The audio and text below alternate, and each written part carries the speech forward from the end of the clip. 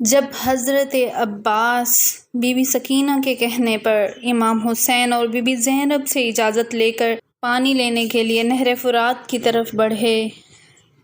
تو تاریخ نے لکھا ایسا شیر کی طرح حملہ کیا کہ فوج یزید کے سپاہی ہلنے لگے ہزاروں کے لشکر کو چیر کر جب حضرت عباس نہر فرات پر پہنچے اور پہلا قدم نہر فرات پہ رکھ کر یہ کہنے لگے اے پانی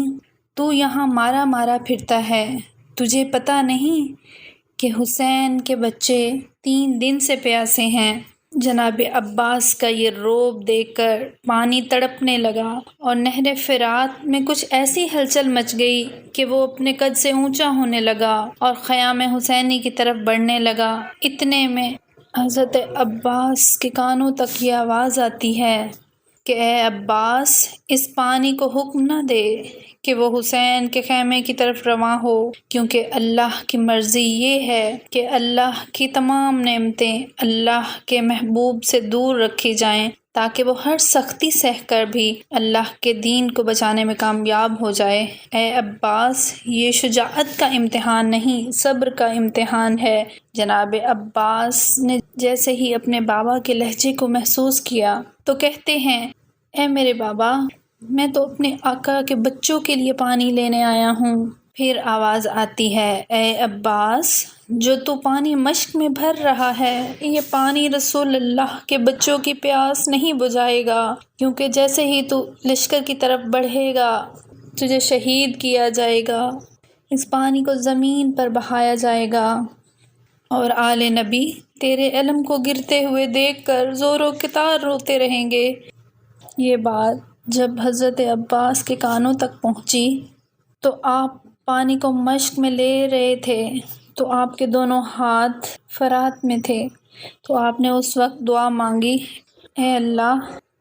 میری آقا زادی بی بی سکینہ سے پہلے میرے ان ہاتھوں کو پانی لگا ہے، اب جب میری آقا زادی اور میرے مولا میری لاش کو دیکھیں تو یہ ہاتھ میرے ساتھ نہ ہوں۔ یہ منظر دیکھا، یہ منظر وہ گھوڑا دیکھ رہا تھا جس پر حضرت عباس سواری کر کے آئے تھے۔ آپ نے گھوڑے کو دیکھا اور فرمایا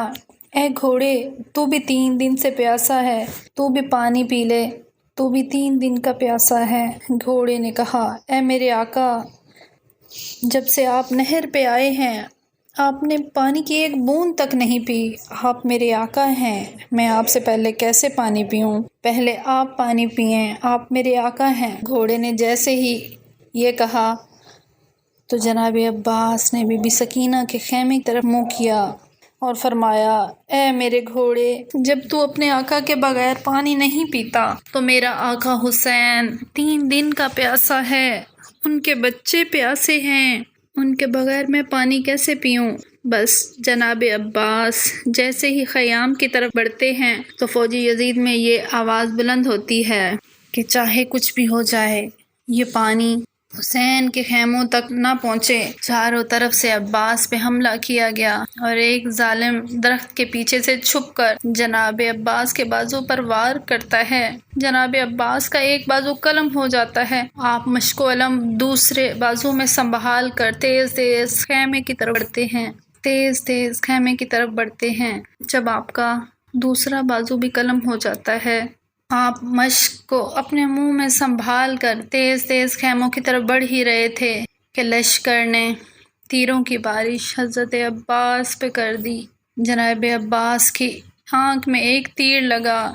کئی تیر جناب عباس کے جسم میں لگا اور ایک تیر جناب عباس کی مشک میں لگا اور پانی بہنے لگا۔ جب جناب عباس نے بہتے ہوئے پانی کو دیکھا دور سے بی بی سکینہ اور جناب زینب کو سلام کیا۔ اتنے میں ایک ظالم غرز جناب عباس کے سر پر مارتا ہے، آپ گھوڑے کی زین سے زمین پر آتے ہیں۔ تاریخ نے لکھا عرب کی زمین پر جناب عباس سے بڑا کسی کا قد نہ تھا، لیکن جناب عباس قبر مبارک بہت چھوٹی ہے تو ایک مرتبہ جناب جعفر صادق علیہ السلام سے پوچھا گیا کہ اے نواسۂ رسول، جناب عباس کا قد تو بہت بلند تھا، لیکن ان کی قبر اتنی چھوٹی کیوں ہے؟ امام جعفر صادق اپنے سر سے امامہ اتار کر چیخ کر رو کر کہتے ہیں کہ جب میرا عباس گھوڑے کی زین سے زمین پر آیا تو چاروں طرف سے فوجی یزید ایسا حملہ کرتے ہیں کہ جناب عباس کا پورا جسم سے